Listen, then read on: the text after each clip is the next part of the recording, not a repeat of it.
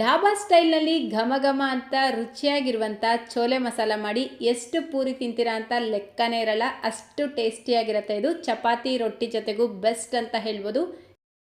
So ಬನ್ನಿ, ಹಾಗಿದ್ರೆ ಈ ಸಿಂಪಲ್ ಆ್ಯಂಡ್ ಟೇಸ್ಟಿಯಾಗಿರುವಂಥ ಚೆನ್ನ ಮಸಾಲ ಮಾಡೋದು ಯಾವ ರೀತಿ ಅಂತ ನೋಡೋಣ. ಈ ಚೆನ್ನ ಮಸಾಲ ಮಾಡ್ಕೊಳ್ಳೋದಕ್ಕೆ ನಾನಿಲ್ಲಿ 1/4 kg ಕಾಬೂಲ್ ಕಡಲೆನ ರಾತ್ರಿ ಇಡೀ ನೆನೆಸಿಟ್ಟು ತೊಗೊಂಡಿದ್ದೀನಿ. ಈಗ ಈ ಕಾಬೂಲ್ ಕಡಲೆನ ಒಂದು ಪ್ರೆಷರ್ ಕುಕ್ಕರ್ಗೆ ಸೇರಿಸ್ಕೊಂಡು ರುಚಿಗೆ ತಕ್ಕಷ್ಟು ಉಪ್ಪು, ಈ ಕಾಳು ಮುಳುಗೋ ಅಷ್ಟು ನೀರು ಸೇರಿಸ್ಕೊಂಡು, ಅಂದರೆ 2 ಕಪ್ ನೀರು ಸೇರಿಸ್ಬಿಟ್ಟು ಲಿಡ್ನ ಕ್ಲೋಸ್ ಮಾಡಿ ಮೀಡಿಯಂ ಫ್ಲೇಮಲ್ಲೇ 3 ವಿಷಲ್ ಕೂಗಿಸ್ಕೊಳ್ಬೇಕು.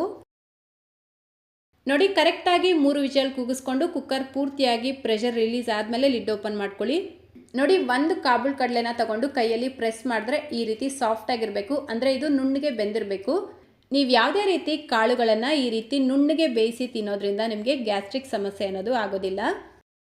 ಈಗ ಇದನ್ನು ಸೈಡಿಗೆ ತೆಗೆದಿಟ್ಕೊಂಡು ಒಂದು ಮಸಾಲೆ ಪೌಡರ್ ರೆಡಿ ಮಾಡ್ಕೊಳ್ಳೋಣ. ಮಸಾಲೆ ಪೌಡರ್ ಮಾಡ್ಕೊಳ್ಳೋದಕ್ಕೆ ಒಂದು ಬ್ಲೆಂಡರ್ ಜಾರ್ ತಗೊಂಡು 1 ಟೇಬಲ್ ಸ್ಪೂನ್ ಕಾಳು ಮೆಣಸು, 1 ಟೇಬಲ್ ಸ್ಪೂನ್ ಜೀರಿಗೆ, 1 ಟೇಬಲ್ ಸ್ಪೂನ್ ಧನಿಯಾ ಕಾಳು, 1 ಸ್ಟಾರ್ ಅನೀಸ್, 1 ಕಪ್ಪು ಏಲಕ್ಕಿ, 4 ರಿಂದ 5 ಲವಂಗ, 1 ಪೀಸ್ ಚಕ್ಕೆನ ಸೇರಿಸ್ಬಿಟ್ಟು ಇದನ್ನು ನುಣ್ಣಗೆ ಪೌಡರ್ ಮಾಡ್ಕೊಳ್ಬೇಕು. ನಾನಿಲ್ಲಿ 1/4 kg ಕಾಬೂಲ್ ಕಡಲೆಗೆ ಬೇಕಾಗಿರುವಷ್ಟು ಮಸಾಲೆ ಪೌಡರ್ನ ರೆಡಿ ಮಾಡ್ಕೊಳ್ತಾ ಇರೋದು. ನೀವು ಕಡಿಮೆ ಮಾಡ್ತೀರಾ ಅಂದರೆ ಎಲ್ಲ ಪದಾರ್ಥಗಳನ್ನು ಕಡಿಮೆ ಸೇರಿಸ್ಕೊಳ್ಳಿ. ಅಷ್ಟೇ ನೋಡಿ, ಈಗ ಮಸಾಲೆ ಪೌಡರ್ ರೆಡಿ ಆಯಿತು.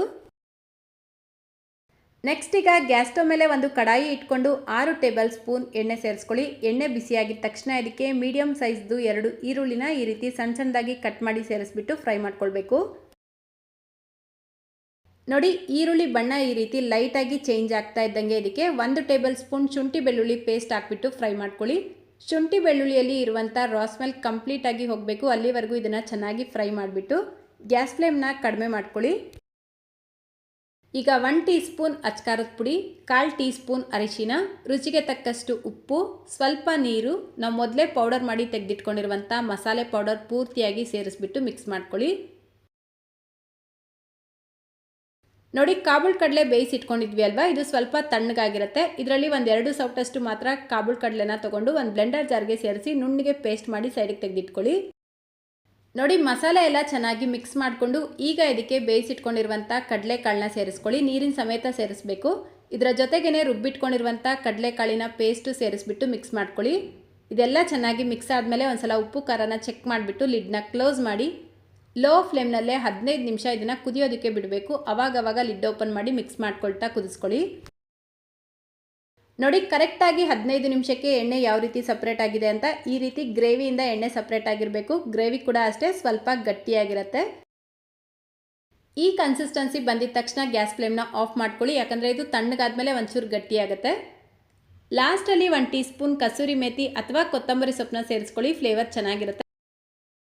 ಅಷ್ಟೇ, ಈಗ ಡಾಬಾ ಸ್ಟೈಲ್ನಲ್ಲಿ ಸೂಪರ್ ಟೇಸ್ಟಿಯಾಗಿರುವಂಥ ಚೆನ್ನ ಮಸಾಲ ರೆಡಿಯಾಗಿದೆ. ಬಿಸಿ ಬಿಸಿ ಪೂರಿ ಜೊತೆಗೆ ಸರ್ವ್ ಮಾಡಿದೆ, ಸಕ್ಕದಾಗಿತ್ತು.